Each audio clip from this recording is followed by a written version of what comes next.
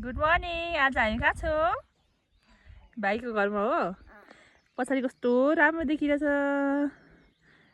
हामी चाहिँ यो तलको रोड चाहिँ मेन रोड। यहाँबाटै हिँड्दै हिँड्दै हिँड्दै हिँड्दै यहाँ यति माथिसम्म आएको। अनि यहाँ चाहिँ हाम्रो ठुलो बाबाको घर। यहीँ बसेको छौँ आज हामी।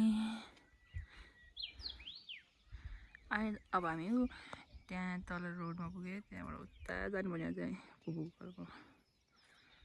यता चाहिँ गाई बस्छ बाख्रा कति क्युट क्युट छ। अनि यता चाहिँ गाईहरू छ। यतिखेर चाहिँ म र बोजू मिलेर चाहिँ हाम्रो गाउँमा मटर उम्रेको थियो क्या। अनि मटर केलाउन कति थियौँ 10 केजी जति मटर केलाएँ मलाई चाहिँ। अनि अहिले हेर्नु न देख्दै जानुहुन्छ हजुरहरूले थोरा थिएन मटर त राम्रो यस्तो मजाले गर्नुहुन्छ कामहरू।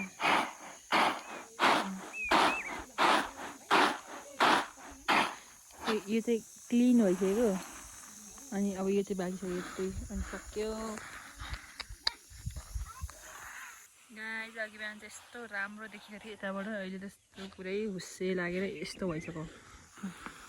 अनि यहाँ चाहिँ हाम्रो बोजूले काम गरेर अघि मैले नि सघाएको है केलाउनु चाहिँ। तर यति बाँकी छ नि त त्यो केलाउनु। नानी अब स्कुल गएको लु बाई भन्नु। ओ नानी बाई भन्नु। बाई। अब उसलाई स्कुल जानु ढिलो भइसक्यो। त्यो लुगा पनि हेरेर के साह्रो हतार भइदिएको छ नानी। टोपी हेर टोपी। लु बाई। राम्रोसँग पढाउनु लु। हामी चाहिँ यहाँ माथि बसेको। अनि यो चाहिँ यो पनि हाम्रै जग्गा हो। तर यो घरमा चाहिँ कोही पनि बस्दैन। यो यत्तिकै मतलब बाहिर निस्किएको मान्छे। अब हाम्रो बोजूले त यस्तो यहाँ खेतीपातीको एकदम अभियानमा लागेर कोपीको घाँस उखाल्नु थाल्थ्यो। म यहाँ घाँस उखाल्नु भनेर म घाँस उखाल्दैछु। हाम्रो गाडी नआएर हो यहाँ हामी एकछिन यसरी घाँस उखाल्दैछौँ। अनि गाडी तल आउँछ अरे त्यसपछि जाने हो क्या। निकै छ उहाँसम्म छ कोपीको बिरुवा यो सबै आएको पानी रोएपछि कुहिनेर नि कुहिने आफ्नै संसारमा हुनुहुन्छ।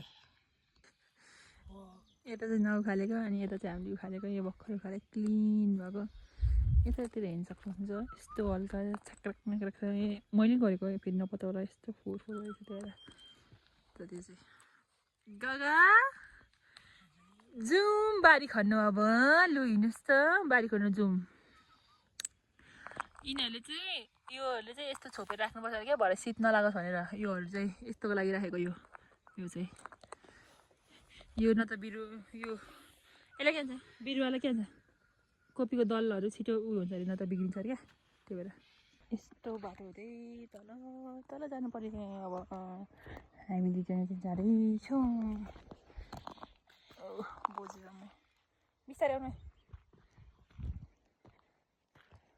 गाडी चढ्नुलाई जाँदैछौँ। अब तल दोकाननिर पाउँछ।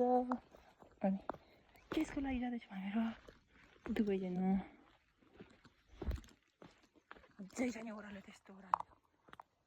बिस्तारी आमै बुझ्छु बिस्तारी।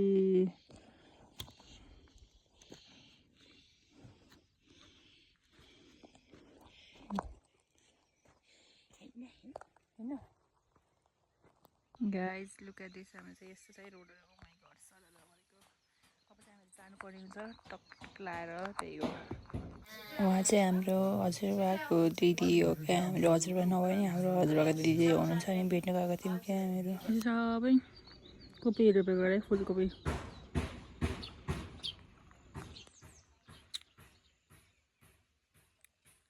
यता सबै रोपेको छ फुलकोपी। अनि यता चाहिँ आलु। यस्तै छ हाम्रोतिर चाहिँ वेदर चाहिँ ओपी। यस्तो बाटोबाट आएको हामी टेम्पोमा। अनि अब जाँदैछौँ हामी बोजूको माइत। अब यति धेरै कोसेली बोकेर अनि मेरो टेम्पोले नै भाँचिदियो। यति दुखेको थिएन अघि मलाई। यो नै भाँचिदियो फेरि कस्तो नराम्रो देखेँ क्या हेर्नु। अब यसलाई म काटेको दिन्छु। हाम्रो बोजूको माइती घर। अनि उहाँ चाहिँ बहिनी सँगै जाँदै हिँड्छु। अन्त पहिला चाहिँ यस्तो चाहिँ मकैहरू राख्थ्यो अरे त्यही हो। उहाँ चाहिँ हाम्रो बोजूको नि आन्टी हो क्या। अनि उहाँ चाहिँ 100 वर्षभन्दा बढी पुगिसक्नु भयो क्या। अनि उहाँलाई भेट्न आएको थियौँ हामी मेन चाहिँ। बोजू चाहिँ माइत गाउँमा आएर कतिको खुसी हुनुहुन्छ। मम्मा हेर न आफ्नो सीमा छैन नाचेर नाचेर भगवान् ल ल ल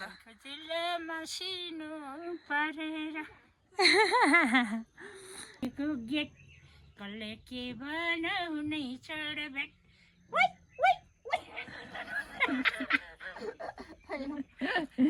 आफ्नो माइती गाउँमा चाहिँ अब यतिको हल्ला चाहिँ गर्दै बस्नुपर्छ बोजूलाई। त यस्तो छ दुम्सी कुखुरा अरे यो चाहिँ दुम्सी कुखुरा। ओके यस्तो छ पुरा यस्तो छ है।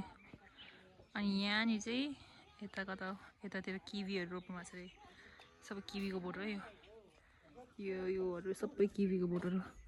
अघिसम्म मेरो नेल्स थियो तर अहिले मेरो यो सबै नेल्स भाँचेर मैले उकाइदिएँ। सो यस्तो छ के लाग्छ सुन्तलु सबैजना हाँस्नु नि गएको पनि यता मामा उता हेर्नु अरे के मारा छिरो